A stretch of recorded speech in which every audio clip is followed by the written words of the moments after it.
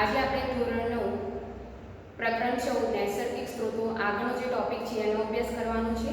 એના પહેલા આપણે લાસ્ટ સેશનમાં કયા ટોપિક જોઈ ગયેલા? લાસ્ટ સેશનમાં આપણે જે પાઠની પ્રસ્તાવના કયા આવરણ હોય છે, નૈસર્ગિક સ્ત્રોતો કોને કહેવાય છે, જૈવિક અજૈવિક ઘટકો કયા છે, બરાબર। આ ઉપરાંત મૃદાવરણ, જલાવરણ અને વાતાવરણ ભેગા થઈને શેની રચના કરે છે? જીવાવરણની રચના કરે છે। ત્યારબાદ આપણે હવા, જીવનનો શ્વાસ હવા એના વિશે અભ્યાસ કરવો। પછી આબોહવાના નિયંત્રણમાં વાતાવરણની શું ભૂમિકા છે તે પણ આપણે સમજી ગયા। ત્યારબાદ પવનની ગતિ કેવી રીતે ઉદ્ભવે છે, પવનો કેવી રીતે વાય છે, પવનો ઉદ્ભવે છે કેવી રીતે, એની ગતિ કઈ દિશામાં હોય છે દિવસ દરમિયાન અને રાત્રિ દરમિયાન, તે પણ આપણે સમજી ગયા। આજે આપણે હવે નેક્સ્ટ ટોપિક છે વરસાદ। વરસાદનું નિર્માણ કેવી રીતે થાય છે, બરાબર, તો એ સમજવાનું છે। એના પહેલા એક પ્રવૃત્તિ તમારે ટેક્સ્ટબુકમાં આપી છે, એ આપણે વિડીયો દ્વારા જોઈ લઈશું।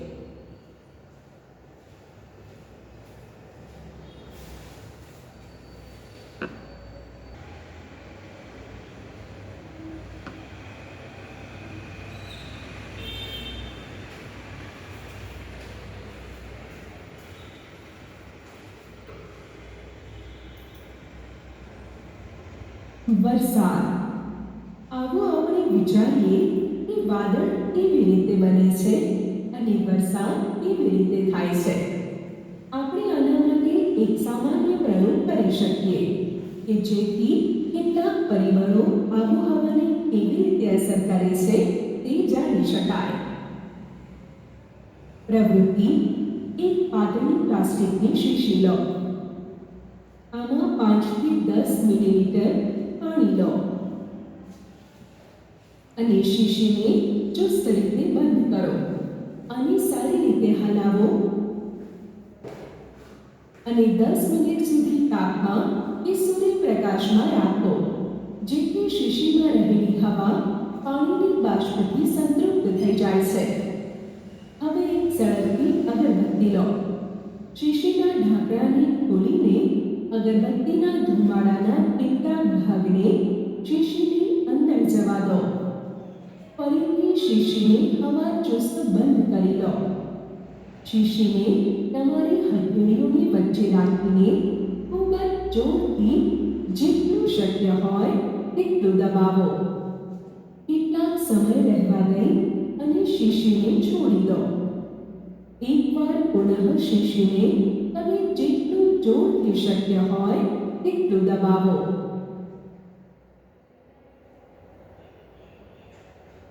ચાલો એક પછી એક અવલોકનો જોઈએ। જ્યારે પાણી ભરેલી શીશી સૂર્યપ્રકાશમાં રાખીએ ત્યારે શીશીમાં રહેલી હવા પાણીની બાષ્પથી સંતૃપ્ત થઈ જાય છે। જ્યારે શીશીને તમારી હથેળીઓની વચ્ચે રાખીને જોરથી દબાવો ત્યારે ઊંચું દબાણ સર્જાય છે, જેથી હવા ઓછા દબાણવાળા વિસ્તાર તરફ ગતિ કરે છે અને હવા ઠંડી થાય છે। ધુમાડાના કણો એટલે કે અણુઓ એક કેન્દ્ર તરીકે વર્તે છે, જેની ચારે તરફ પાણીના કણો જમા થાય છે અને અંતે પાણીની બાષ્પનું સંકલન થવાથી નાના નાના પાણીના ટીપાં બને છે। શીશી પર દબાણ હટાવવામાં આવે ત્યારે ધુમ્મસ ચડાય છે। જ્યારે શીશીને પુનઃ દબાવવામાં આવે ત્યારે ધુમ્મસ અદૃશ્ય થઈ જાય છે, કારણ કે ઊંચું દબાણ પાણીની બાષ્પને નાના નાના પાણીના ટીપામાં પરિવર્તિત કરે છે, જે શીશીના તળિયે એકઠા થાય છે। આ પ્રયોગને અગરબત્તીના ધુમાડા વગર કરવામાં આવે ત્યારે ધુમ્મસ સર્જાશે નહીં, કારણ કે ધુમાડાના કણો પાણીની બાષ્પનું સંઘનન કરવા માટે એક કેન્દ્ર તરીકે હાજર હોતા નથી। ખૂબ જ નાના પાયા પર ઉપરયુક્ત પ્રયોગ દર્શાવે છે કે જ્યારે પાણીની બાષ્પ ભરેલી હોય તે હવા ઊંચા દબાણવાળા ક્ષેત્રમાંથી ઓછા દબાણવાળા ક્ષેત્રમાં અથવા તેનાથી વિપરીત વહે છે ત્યારે શું થાય છે। દિવસના સમયે જ્યારે પાણીનો ભાગ ગરમ થઈ જાય છે ત્યારે ખૂબ જ વધારે માત્રામાં પાણીની બાષ્પ બને છે અને આ બાષ્પ હવામાં વહે છે।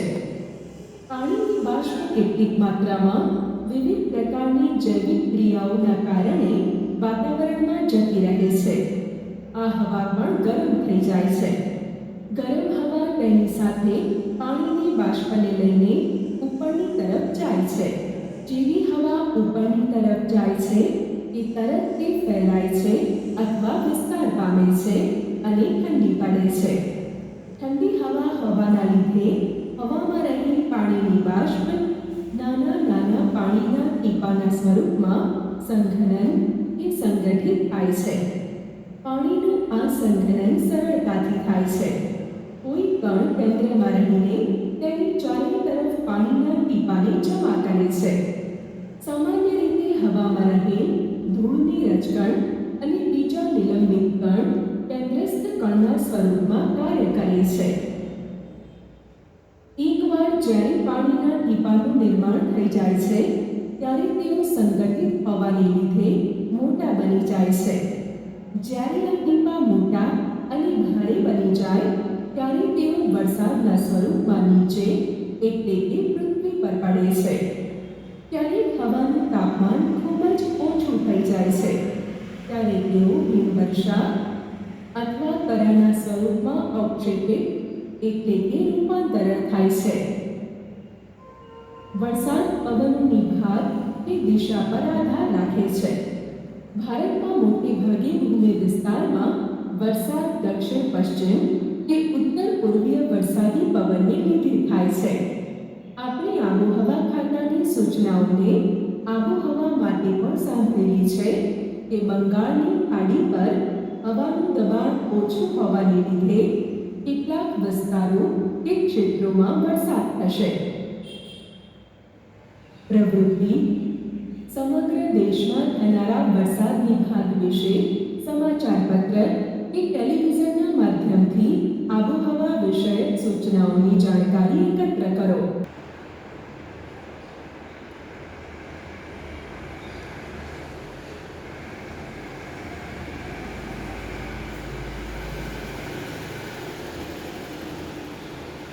વિદ્યાર્થી મિત્રો, આપણે અહીંયા વિડીયોમાં જોઈ ગયા કે વરસાદનું નિર્માણ કેવી રીતે થતું હોય છે. બરાબર. પ્રવૃત્તિમાં શું બતાવેલું કે જ્યારે બોટલમાં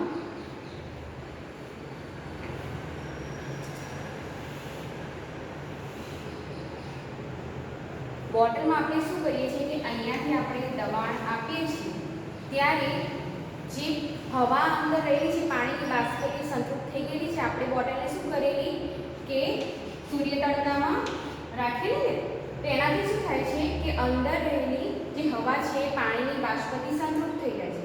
હવે તમે જ્યારે એને અગરબત્તીના ધુમાડો એન્ટર કરો છો તમે અને ત્યારબાદ એ શું થાય છે ધુમાડાને થોડી વાર મિક્સ કરવાનું અને તમે પ્રેશર આપો છો એટલે અહીંયા વધુ દબાણવાળું શું થાય છે ક્ષેત્ર સર્જાય. અહીંયા શું થાય છે વધુ દબાણનું ક્ષેત્ર ઉત્પન્ન થતું હોય છે. તો વધુ દબાણવાળું જે ક્ષેત્ર છે એમાંથી હવા ક્યાં ગતિ કરે છે? ઉપર તરફ ગતિ કરે છે. અહીંયા ઓછું દબાણ છે,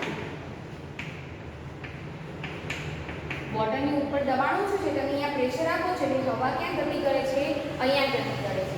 બરાબર. હવે શું થશે કે ધુમાડાના જે રજકણ છે, અગરબત્તીના આપણે ધુમાડો એન્ટર કર્યો ને, તો ધુમાડાના રજકણ જે હોય છે એની આસપાસ પાણીના બિંદુઓ જામી જાય છે. જે પાણીની બાષ્પ છે એના બિંદુઓ જામી જતા હોય છે અને એ ઠંડી પડે એટલે શું થાય છે પાણીના બિંદુઓ ફરી પાછા બોટલમાં નીચે તરફ ગતિ કરે છે ટીપા સ્વરૂપે. તો આ પ્રવૃત્તિ દ્વારા આપણને ખ્યાલ આવે છે કે વરસાદનું નિર્માણ કેવી રીતે થતું હોય છે. હવે દિવસ દરમિયાન શું થાય? દિવસ દરમિયાન જ્યારે સૂરજની ગરમી દ્વારા જે આપણે પાણીના સ્ત્રોતો કયા છે? નદી છે, તળાવ છે, કૂવા છે, દરિયા છે. તો આ બધા જળ સ્ત્રોતો છે એમાંથી પાણીના એટલે કે જે પાણી ગરમ થાય છે અને હવા સ્વરૂપે ક્યાં જાય છે? ઉપર તરફ પાણીના સ્ત્રોતોમાંથી પાણી ગરમ થાય એટલે પાણીની બાષ્પ બનશે અને એ જે પાણીની બાષ્પ છે ક્યાં ગતિ કરે છે? હવામાં ઉપર તરફ ગતિ કરે છે. તો હવે આ હવા જે પાણીની બાષ્પ છે એ શું થશે? ઉપર જઈને વિસ્તરણ પામે છે. શું કરે છે, ઉપર જઈને વિસ્તરણ પામે છે, જેના કારણે શું થાય છે, ફેલાઈ જાય છે અને ઠંડી પડે છે.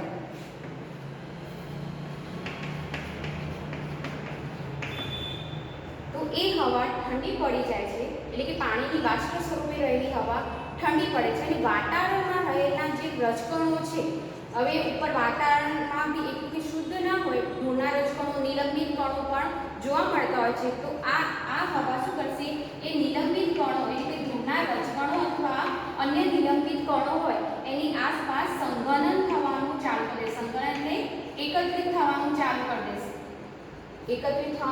કરી દેશે, અને પછી શું થશે કે એનું આ ધીરે ધીરે સંઘનન થવાથી એનું વજન એટલે કે પાણીના ટીપાનું વજન વધી જાય છે અને શું કરે છે, કે ટીપા સ્વરૂપે પૃથ્વી ઉપર પાછું પડે છે. વરસાદ સ્વરૂપે શું કરે છે, પૃથ્વી પર એ પાણી પાછું આવે છે. તો આવી રીતે વાદળોનું નિર્માણ થાય છે અને વરસાદ પૃથ્વી પર આ પ્રક્રિયાના કારણે આવતો હોય છે.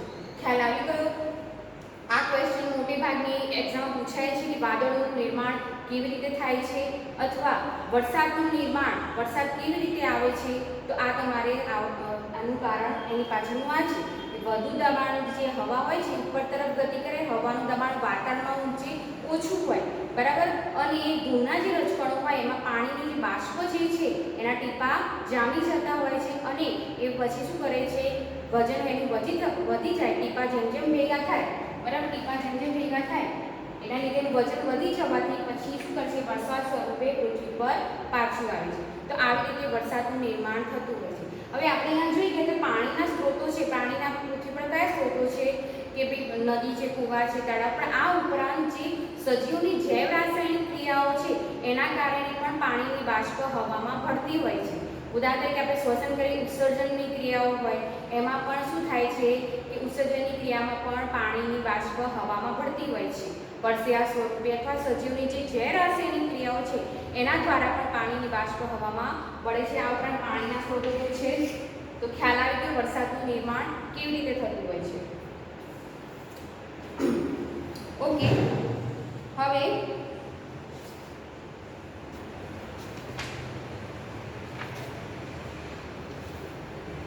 ઘણી વખતે જ્યારે વરસાદનું નિર્માણ થાય, બરાબર, તો ઉપરમાં જ્યારે વાતાવરણમાં તાપમાન ખૂબ જ ઠંડુ હોય, તાપમાન એકદમ ઠંડુ હોય તો શું થશે કે જે પાણીના ટીપા જામી ગયા છે, બરાબર, એ પાણીના ટીપા વરસાદ સ્વરૂપે આવતા હોય એની જગ્યાએ જો તાપમાન ખૂબ જ ઠંડુ હોય તો આ પાણીના ટીપા જામી જાય છે અને હિમવર્ષા સ્વરૂપે પણ પૃથ્વી પર આવતા હોય છે, બરાબર, જેના કારણે હિમવર્ષા પણ થતી હોય છે. હવે હિમવર્ષા જનરલી પર્વતીય વિસ્તારો હોય, બરાબર, જ્યાં ઠંડા પ્રદેશો હોય ત્યાં થતું હોય છે કે જ્યાં એક તો જમીનની સપાટી ઊંચી હોય છે, દરિયાની સપાટી કરતાં પર્વતોની ઊંચાઈ વધારે હોય છે, ત્યાં તાપમાન ખૂબ જ ઉપર કેવું હોય છે, ઠંડુ હોય છે, બરાબર, નીચું હોય છે તાપમાન. તો જેના કારણે પાણીની બાષ્પ ઉપર તો જાય છે પણ વરસાદ સ્વરૂપે નહીં, પણ પછી બરફ હિમવર્ષા સ્વરૂપે પૃથ્વી પર પાછું આવે છે. હવે ભારતમાં જે મોટે ભાગની પવનોની દિશા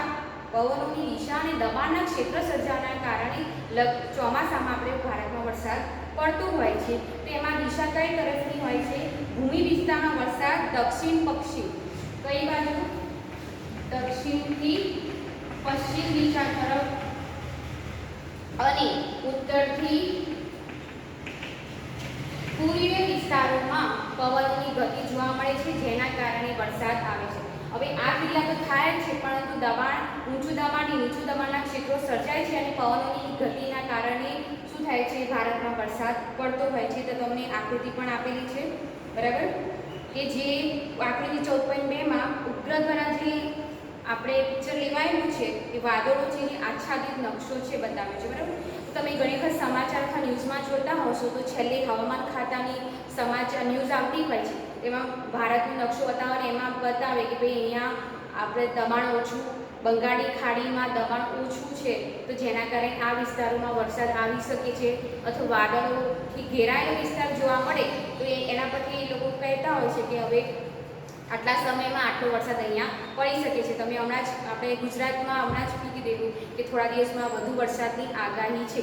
તો આ બધી માહિતી કેવી રીતે મળે છે, ઉપગ્રહ દ્વારા જે આપણે પૃથ્વીના જે ભારતના જે હોય છે ફોટા લે છે ને અને એના પરથી શું ખ્યાલ આવે કે વાદળોનું નિર્માણ ક્યાં થયેલું છે કે ઓછું દબાણનું ક્ષેત્ર ક્યાં સર્જાયું છે જેના કારણે વરસાદની શક્યતા જોવા મળતી હોય છે. ઓકે, હવે પ્રવૃત્તિ 14.4માં તમને પૂછ્યું છે ઓકે તે સમાચાર કે ન્યૂઝપેપર દ્વારા તમારે માહિતી એકત્રિત કરી શકો છો કે કયા વિસ્તારમાં ક્યાં વરસાદ વધુ પડે છે. બરાબર, અત્યારે તો હવે ચોમાસાની સિઝન ચાલે છે તો આ ન્યૂઝમાં આવતું જ હશે. આ ઉપરાંત પૂછ્યું છે કે કયા મહિનામાં તમારા શહેર કે ગામમાં સૌથી વધારે વરસાદ પડે છે. ઓબ્વિયસલી આપણે ગુજરાતમાં જુલાઈ અને ઓગસ્ટ મહિનામાં વધારે વરસાદ પડતો હોય. જુલાઈથી લગભગ જૂનના એન્ડમાંથી વરસાદ સ્ટાર્ટ થતો હોય છે. તો કયા નેક્સ્ટ ક્વેશ્ચન છે કે કયા મહિનામાં તમારા રાજ્ય કે કેન્દ્ર શાસિત પ્રદેશમાં સૌથી વધારે વરસાદ પડે છે. તો જુલાઈ અને ઓગસ્ટ મહિનામાં. ઓકે, નેક્સ્ટ ક્વેશ્ચન છે કે શું વરસાદ હંમેશા વાદળ ગરજવાથી કે વીજળીના ચમકારાની સાથે જ થાય? ના, એવું નથી હોતું. લગભગ જ્યારે વરસાદ પડતો હોય અમુક વખતે વરસાદ કેવું હોય કે જ્યારે દબાણનું ક્ષેત્ર ઊંચા નીચા સર્જાતા હોય અથવા વાતાવરણમાં અચાનક પલટો સર્જાય. પલટો કેવી રીતે આવે? ઓછું દબાણ અને વધુ દબાણના ક્ષેત્રો સર્જાય ત્યારે પણ ઘણી વખતે શું થાય છે કમઆવતું પણ જોવા મળતું હોય છે. હવે વરસાદ હંમેશા વાદળ ગરજવા અને વીજળીના ચમકારાની સાથે થતો હોય. ચોમાસા દરમિયાન આ ક્રિયા થતી હોય છે. બરાબર, અને જો ના તો કઈ મોસમમાં સૌથી વધારે વરસાદ વાદળ ગરજવા અને વીજળીના ચમકારા થવાની સાથે થાય છે? ચોમાસાની ઋતુ દરમિયાન. બરાબર, ઓકે. હવે નેક્સ્ટ ટોપિક છે આપણો વાયુનું પ્રદૂષણ.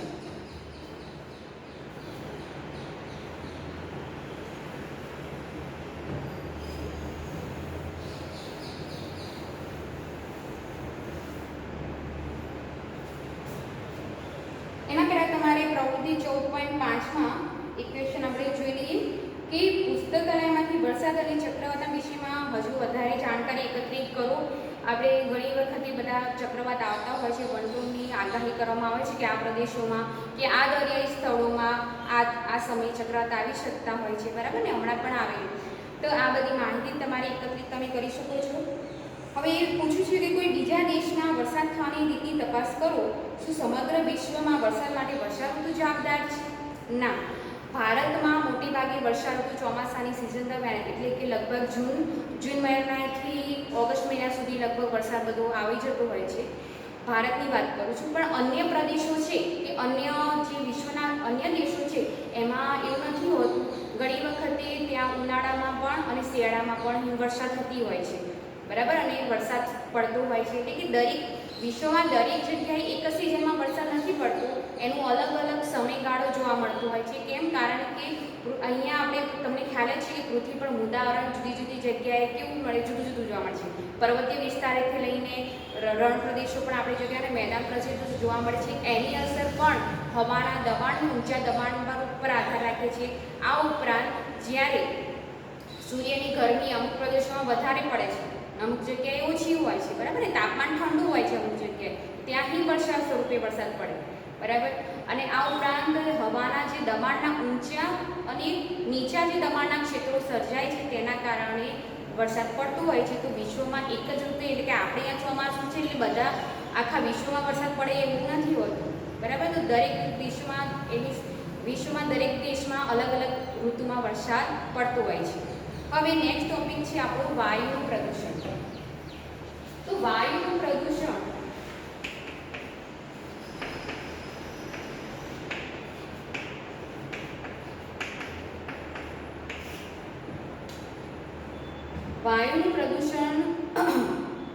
કેવી રીતે થતું હોય છે? તમે કહેશો કે મેડમ ધુમાડો ઉત્પન્ન થાય છે. બરાબર, ધુમાડો ઉત્પન્ન થવાથી વાયુનું પ્રદૂષણ થતું હોય છે. પણ ધુમાડો ઉત્પન્ન થાય છે પણ એની પાછળનું કારણ શું છે કે બળતણનું દહન થાય છે. તમે જે વાહનનો યુઝ કરો છો એમાં શું થાય છે? બળતણનું દહન થતું હોય છે. બળતણ તરીકે તમે પેટ્રોલ કે ડીઝલ યુઝ કરતા હો છો. આ ઉપરાંત લાકડાનું દહન થાય. અમુક જે પદાર્થો સળગતા હોય એમાંથી ધુમાડો ઉત્પન્ન થાય છે અને ક્યાં ભળે છે? વાતાવરણમાં ભળે છે. હવે આ બળતણમાં અમુક પ્રકારના નાઇટ્રોજન અને સલ્ફર ઘટકો રહેલા છે. તમે જે બળતણ વાહનોમાં યુઝ કરો છો પેટ્રોલ ડીઝલમાં, એમાં નાઇટ્રોજન અને સલ્ફર ઘટકો રહેલા હોય છે. હવે જ્યારે એનું દહન કરવામાં આવે, તમે વાહન ચાલુ કરો છો દેટ મીન્સ કે પેટ્રોલ ડીઝલ દહન થાય છે અને ધુમાડો ઉત્પન્ન થાય છે. હવે આ ધુમાડા એટલે કે બળતણનું દહન થાય છે ત્યારે શું ઉત્પન્ન થાય છે કે હવામાનના ઓક્સિજન સાથે ભળીને શું થાય છે, નાઇટ્રોજન ઓક્સાઇડ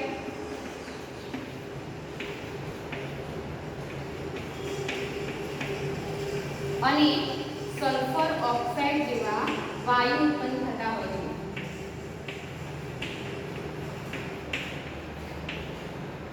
નાઇટ્રોજન ઓક્સાઇડ અને સલ્ફર ઓક્સાઇડ જેવા વાયુ ઉત્પન્ન થતા હોય છે.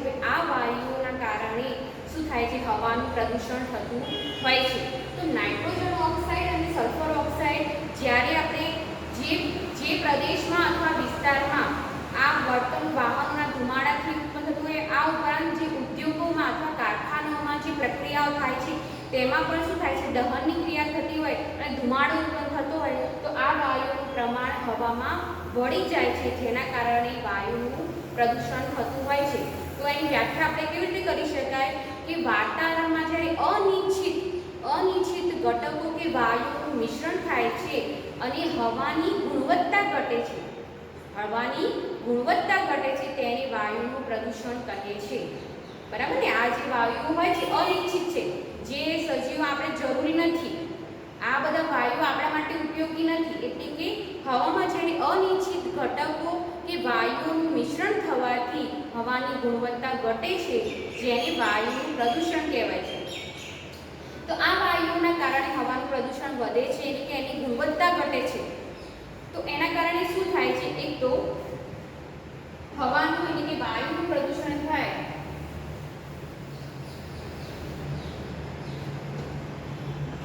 પહેલા તો સજીવો પર માઠી અસર પહોંચતી હોય છે.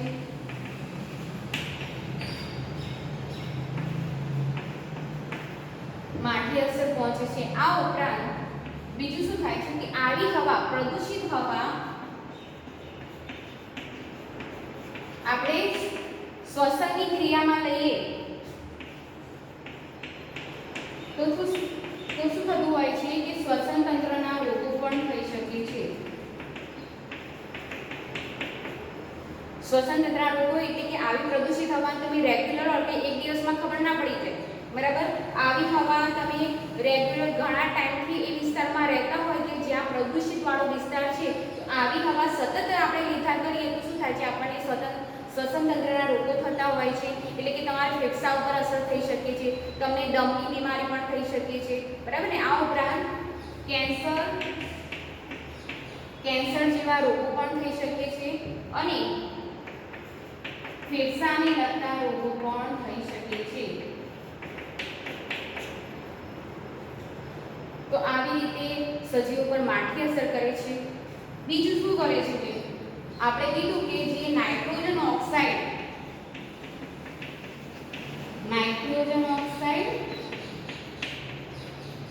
અને સલ્ફર ઓક્સાઇડ, તો આ વાયુઓ જ્યારે હવામાં ભળે છે, બરાબર, હવામાં ઉપર જઈને જ્યારે ભળે છે, પાણીની બાષ્પો સાથે ભળી જાય તો ઘણી વખતે વરસાદ સ્વરૂપે પૃથ્વી પર આવતા હોય છે અને એ વખતે જે વરસાદ પડે એને શું કહેવાય છે, એસિડ વર્ષા કહે છે.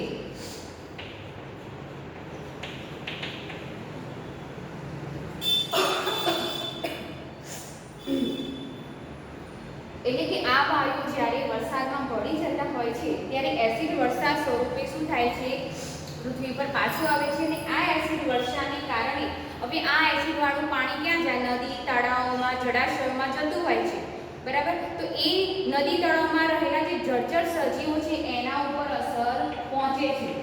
એમને શું થાય, ઓક્સિજન ના પહોંચે છે, જળચર સજીવો પર અસર કરે છે. હવે એ જે પાણીમાં આ જળચર સજીવો રહે છે તેનું પાણી કેવું થઈ જાય છે, એસિડ વાળું થઈ જાય, જેના કારણે એમને ઓક્સિજન પૂરતા પ્રમાણમાં પ્રાપ્ત થતું નથી. તો એમના શું કહેવાય, જીવન ઉપર અસર પહોંચતી હોય છે અને એમની મૃત્યુ થવાની સંભાવના પણ થઈ શકે છે, બરાબર? આ ઉપરાંત એસિડ વર્ષાના કારણે અન્ય સજીવો એટલે કે આપણે પ્રાણીઓ કે અન્ય સજીવો છે એમના ત્વચાના રોગો પણ થતા હોય છે.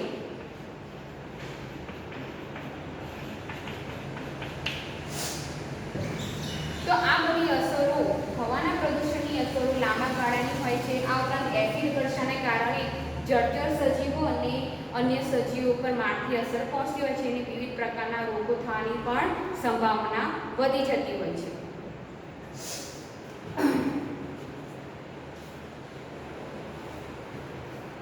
ઓકે, આ તો આપણે આટલા મુદ્દા થઈ ગયા કે શેનું નુકસાન થતું હોય છે. આ ઉપરાંત જ્યારે હવાનું પ્રદૂષણ, બળતણનું દહન થાય છે તો અમુક પ્રકારના ઘટકો નિલંબિત એટલે શું હોય કે હવામાં ભળી, આપણે અમુક વસ્તુ એવી હોય કે હવામાં ભળી જાય, બરાબર, મિશ્ર થઈ જાય, ઓગળી જાય. પણ અમુક ઘટકો બળતણનું જ્યારે કારખાનામાંથી ધુમાડા નીકળે છે અથવા વાહનોમાંથી જે ધુમાડા નીકળતા હોય છે તો નિલંબિત સ્વરૂપે હવા મળે છે. એટલે કે ઓગળતા નથી પણ એક પોતાનું અલગ સ્થાન તરીકે નિલંબિત સ્વરૂપે શું કરે છે, વાતાવરણમાં રહેતા હોય છે. હવે આ નિલંબિત કણો, નિલંબિત એટલે મિક્સ ના થાય, બરાબર, નિલંબિત એટલે મિશ્ર નહીં થઈ જાય. તો શું થશે કે આ નિલંબિત ઘટકો, જે પ્રદૂષિત ઘટકો છે તે હવામાં ભળે છે. એટલે કે હવામાં જે અન્ય વાયુઓ છે એના સાથે ભળતા હોય છે, મિશ્ર નથી થતા, એમની હાજરી હોય છે, જેના કારણે શું થાય છે, વાતાવરણ ધૂંધળું બને છે. તો શિયાળાની ઋતુ દરમિયાન તમે ઘણી વખત જોતા હશો કે ધુમ્મસનું નિર્માણ થાય છે. ધુમ્મસનું નિર્માણ થાય એટલે આપણને અમુક વિસ્તાર દેખાય નહીં, ધુમ્મસ હોય એનાથી આગળનો વિસ્તાર આપણને દેખાતો નથી. તો આવું કેમ થતું હોય છે કે જ્યાં વિસ્તારોમાં વધારે પ્રદૂષિતવાળી હવા છે, પ્રદૂષણ ફક્ત એવું નથી હોતું કે વાહનોના ધુમાડા કે કારખાનામાં ધુમાડા થતી હોય છે, પણ જ્યાં ડેવલપમેન્ટ એરિયા છે, ડેવલપમેન્ટ એરિયા એટલે કે વિકસિત એરિયા હોય કે જ્યાં સતત કન્સ્ટ્રક્શન સાઇટ ચાલતી હોય, સતત બિલ્ડિંગોનું નિર્માણ થતું હોય છે. હવે બિલ્ડિંગોના નિર્માણ વખતે પણ શું થાય છે કે કટિંગ ને એવું બધું થતું હોય તો જે ધૂળના એકદમ ઝીણા કણો હોય છે, બરાબર, એ ઓગળી નથી જતા પણ વાતાવરણમાં સૂક્ષ્મ કણો સ્વરૂપે હવામાં રહેતા હોય છે અને આ હવાના કણો પાણીની બાષ્પ સાથે ભળી જાય. શિયાળા દરમિયાન શું થાય કે ભેજનું પ્રમાણ હોય ને, તો એ વખતે આ નિલંબિત કણો પાણીની બાષ્પ સાથે ભળી જાય છે અને હવાને કેવી બનાવે છે, ધુમ્મસવાળી, વાતાવરણ ધૂંધળું બનાવતું હોય છે. તો આ લીધે શું થાય છે, વાતાવરણ ધૂંધળું બને છે, જેના કારણે આપણને અમુક વિસ્તાર, દ્રશ્ય વિસ્તાર નથી દેખી શકાતો. તો ઘણી વખત ટ્રાફિક જામનો પ્રોબ્લેમ પણ થતો હોય છે. હવે દિલ્હી જેવા ઉત્તર ભારતમાં, દિલ્હી જેવા જે એરિયાઓ છે કે જ્યાં ઇન્ડસ્ટ્રીયલ ડેવલપમેન્ટ વધારે પ્રમાણમાં છે, બરાબર, વાહનો પણ વધારે ચાલતો હોય છે, જેના કારણે ધુમાડો શું થાય છે, તે ધુમાડાના કણો નિલંબિત સ્વરૂપે વાતાવરણમાં હોય છે ને ત્યાં ધુમ્મસનું પ્રમાણ શિયાળામાં ખૂબ જ વધારે પ્રમાણમાં વધી જાય છે.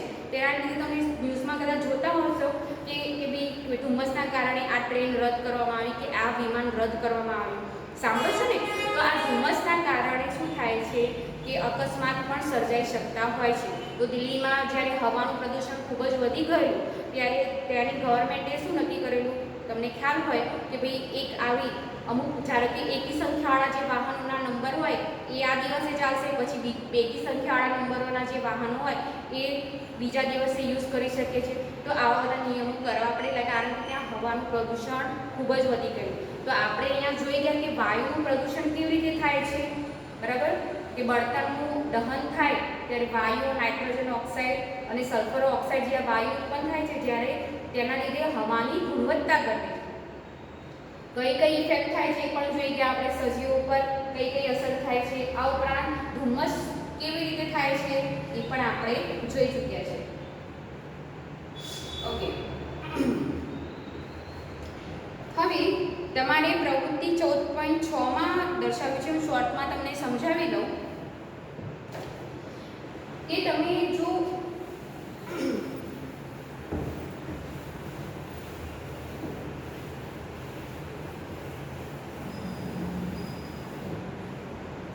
ઓકે, હવે તમારી જ્યારે કોઈ હાઈવે પર જતા હો અથવા તમારા ઘરની આસપાસ જ્યાં વૃક્ષો હોય અને રોડ હોય તો ત્યાં રોડની આસપાસ વૃક્ષોમાં હવે ચોમાસાની સિઝન દરમિયાન તો વધારે પ્રમાણ જોવા મળે છે કે વૃક્ષોની છાલ ઉપર લાઇકેન નામની વનસ્પતિ જોવા મળે છે. લાઇકેન એટલે એક પ્રકારની લીલ જેવું જ હોય છે. તમને વૃક્ષોની છાલ ઉપર લીલા કલરની અથવા સફેદ રંગની હોય લીલી પથરાઈ જાય, બરાબર. એવી રીતે લાઇકેન પણ લીલા કલરનું સ્તર અથવા સફેદ કલરનું સ્તર વૃક્ષોની છાલ ઉપર અથવા ડાળખીઓ પર સહવાસ કરતી હોય છે, એટલે કે ત્યાં એ ગ્રોથ થાય છે. હવે આ લાઇકેન શું છે કે લાઇકેન જે હવાના પ્રદૂષિત ઘટકો છે એના પ્રત્યે ખૂબ જ સંવેદનશીલ હોય છે. પ્રદૂષકો છે એના પ્રત્યે સંવેદનશીલ છે. એટલે ભાઈ તમારે પ્રવૃત્તિમાં એવું કીધું છે કે તમારે શું અવલોકન કરવાનું છે કે રોડ પરના જે વૃક્ષો હોય ત્યાં તમે જોજો કે વૃક્ષોની છાલ ઉપર, એટલે કે તમે રોડ ઉપર હો અને ત્યાં વૃક્ષો થયા હોય કે જ્યાં વાહનોનું અવરજવર વધારે હોય ત્યાં વૃક્ષોની છાલ અથવા એના થડનું નિરીક્ષણ કરવાનું છે. તો ત્યાં તમને લાઇકેન જોવા મળે છે કે નથી મળતી, અથવા હોય તો ઓછા પ્રમાણમાં હશે. હવે એની જગ્યાએ કે જ્યાં વાહનોની અવરજવર ઓછી છે, બરાબર, ધુમાડાનું પ્રમાણ ઓછું છે, તો ત્યાં તમે વૃક્ષો ઉપર નિરીક્ષણ કરશો તો ત્યાં લાઇકેનનો ગ્રોથ વધારે જોવા મળે છે. એટલે કે જ્યાં પ્રદૂષણ નથી અથવા ધુમાડા નથી ત્યાં લાઇકેન શું હોય છે, વધુ પ્રમાણમાં ઉગે છે.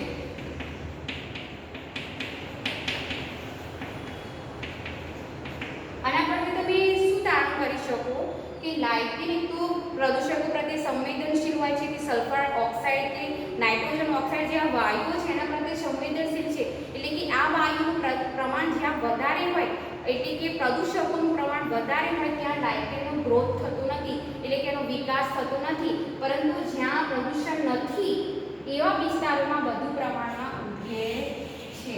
તો આ પરથી એમ પણ કહી શકાય કે જ્યાં લાઇકેનનો ગ્રોથ વધારે છે જે વિસ્તારમાં, ત્યાં પ્રદૂષણનું પ્રમાણ પણ ઓછું છે. કેવું છે? પ્રદૂષણનું પ્રમાણ ઓછું છે. તો તમે તમારા વિસ્તારમાં નિરીક્ષણ કરી શકો છો વૃક્ષો પર કે તમને આ લાઇકેન જોવા મળે છે કે નથી. તો તમારા વિસ્તારમાં રહેલા વૃક્ષોમાં લાઇકેનનો ગ્રોથ વધારે હોય, ધેટ મીન્સ તમે જે વિસ્તારમાં રહો છો ત્યાં પ્રદૂષણનું પ્રમાણ કેવું છે? ઓછું છે. તો હવે આપણે તમને ખ્યાલ આવી ગયો કે વાયુનું પ્રદૂષણ કેવી રીતે થાય છે. તમે આ પ્રશ્ન વિશે લખી શકો છો હવે ડિટેલમાં, બરાબર ને? ઓકે. હવે પેજ નંબર 193 ઉપર જે પ્રશ્નો આપ્યા છે તમને ઇન્ડેક્સના, એમાં પ્રથમ પ્રશ્ન છે શુક્ર અને મંગળ ગ્રહોના વાતાવરણથી આપણું વાતાવરણ કેવી રીતે ભિન્ન થાય છે? ભાઈ, પૃથ્વીનું જે વાતાવરણ છે એ શુક્ર અને મંગળ જેવા ગ્રહોથી અલગ છે.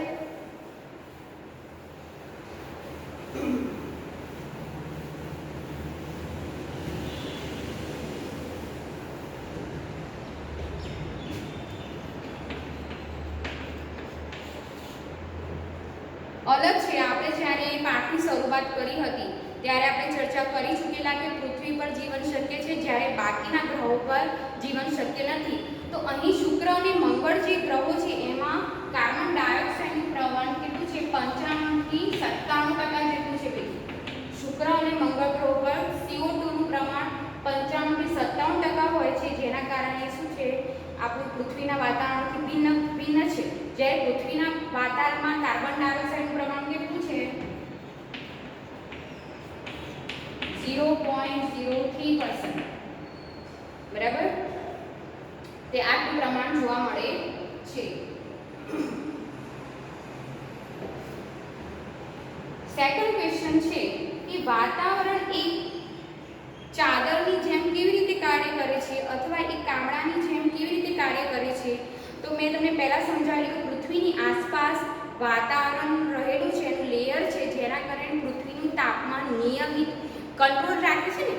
શું કરે છે? આબોહવાનું નિયંત્રણ કરે છે. વાતાવરણમાં એની ભૂમિકા મહત્વની છે. આપણે પહેલા ટોપિકમાં જોઈ ગયા તો વાતાવરણ શું કરે છે? એક લેયર તરીકે વર્તે છે, જેના કારણે સૂર્યની ગરમી અચાનક આ પૃથ્વી પર સીધા કિરણો પડતા નથી અને પૃથ્વીનું તાપમાન અચાનક વધી જતું નથી. અને રાત્રિ દરમિયાન પણ તાપમાન પૃથ્વીનું નિયત રહે છે, બરાબર. એટલે એકદમ ઠંડુ પણ નથી પડી જતું. એટલે વાતાવરણ એક ચાદર તરીકે કાર્ય કરે છે. હવાની ગતિનું શું કારણ છે? હવાની ગતિનું શું કારણ છે? હવાની ગતિ આપણે જોઈએ કે પવનોની ગતિ કેવી રીતે ઉદ્ભવે છે કે જ્યાં હવાના વધુ દબાણનું ક્ષેત્ર અને ઓછા દબાણના ક્ષેત્રો સર્જાય છે તેના કારણે શું થાય છે, પવનોની ગતિ ઉદ્ભવે છે અને પવનોની ગતિ વધુ દબાણથી ઓછા દબાણવાળા ક્ષેત્ર તરફ ગતિ કરે છે, એટલા માટે પવન ઉદ્ભવે છે. પણ વધુ દબાણ અને ઓછું દબાણના ક્ષેત્રો કેમ સર્જાય છે? કારણ કે દિવસ દરમિયાન જ્યારે જમીન પરની હવા અને દરિયા પરની હવા ગરમ થાય એના કારણે વધુ દબાણ અને ઓછા દબાણના ક્ષેત્રો સર્જાવાથી પવનોની ગતિ ઉદ્ભવતી હોય છે. ફોર્થ ક્વેશ્ચન કે વાદળોનું નિર્માણ કેવી રીતે થાય છે? વાદળોનું નિર્માણ કેવી રીતે થાય છે? હમણાં જ જોઈ ગયા આપણે કે જળ સ્ત્રોતોમાં રહેલું પાણી દિવસ દરમિયાન સૂર્યની ગરમીના કારણે ગરમ થવાથી પાણીની બાષ્પ સ્વરૂપે હવામાં ઉપર ચડે છે, ત્યાં પછી હવા વિસ્તરણ પામે છે અને ધૂળના રજકણની આજુબાજુ કેન્દ્રસ્થ એક ધૂળનું રજકણ હોય એની આસપાસ પાણીની બાષ્પના ટીપા જામી જતા હોય છે અને એ જ્યારે ઠંડુ પડે એટલે શું થાય કે વરસાદ સ્વરૂપે નીચે પડે છે, વજન વધી જાય પાણીના ટીપાઓનું એટલે વરસાદ સ્વરૂપે પૃથ્વી પર આવે છે. બરાબર? તો આવી રીતે વાદળોનું નિર્માણ થતું હોય છે. મનુષ્યની 3 પ્રવૃત્તિઓનો ઉલ્લેખ કરો કે જે હવાના પ્રદૂષણ તરફ દોરી જાય છે.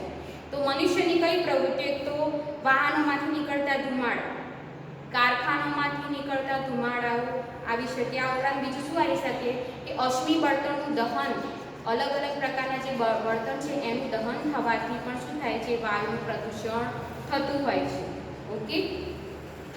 આ ઉપરાંત જે ઔદ્યોગિક પ્રવૃત્તિઓ છે એમાંથી નીકળતા જે હવા છે બિનજરૂરી પ્રદૂષકોના કારણે શું થાય છે, વાયુનું પ્રદૂષણ થાય છે. તો અહીંયા આપણે આ સેશનમાં આટલું રાખીશું. ઇન્ડેક્સના જે તમને પ્રશ્નો છે પેજ નંબર 193 ઉપર